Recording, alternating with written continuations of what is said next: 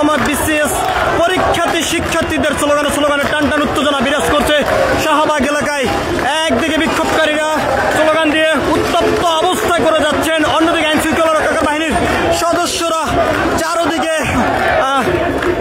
অবস্থান করে আছেন। আমরা আপনাদেরকে একটু জানিয়ে রাখতে চাই, দুপুরের পর থেকে শাহবাগ এলাকায় অবস্থান করে তারা বিক্ষোভ কর্মসূচি চালিয়ে যাচ্ছেন। এরপর থেকে তারা সড়ক অবরোধ করে শাহবাগের জাদুঘরের সামনে অবস্থান করে কর্মসূচি চালিয়ে গিয়েছেন।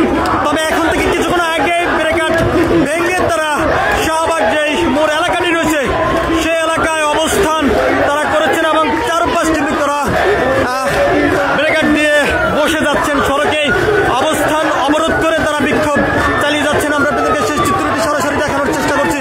একদিকে সাধারণ শিক্ষার্থীরা স্লোগান দিয়ে বিক্ষোভ করে যাচ্ছেন, অন্যদিকে আইন শৃঙ্খলা রক্ষাকারী বাহিনীর সদস্যরা এখানে রয়েছেন।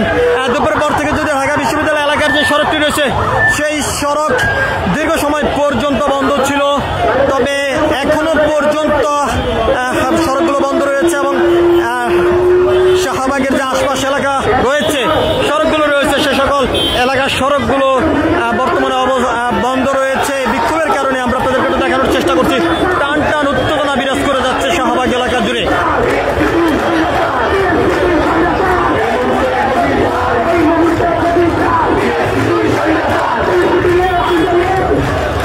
আমরা আপনাদেরকে দেখানোর চেষ্টা করছি, একজন বাইকারকে আটকিয়ে দিয়েছেন, কোনোভাবে তাকে যেতে দেওয়া হচ্ছে না।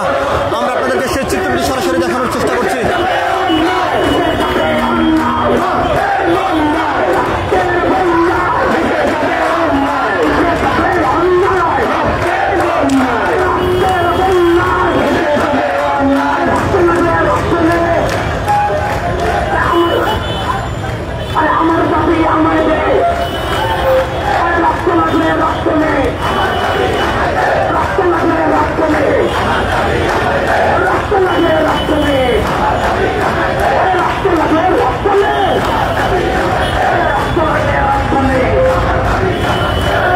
আমরা আপনাদেরকে দেখানোর চেষ্টা করছি শাহবাগ থেকে সরাসরি যুক্ত হয়ে সাধারণ শিক্ষার্থীদের টান উত্তেজনা বিরাজ করে যাচ্ছে স্লোগানের মধ্য দিয়ে।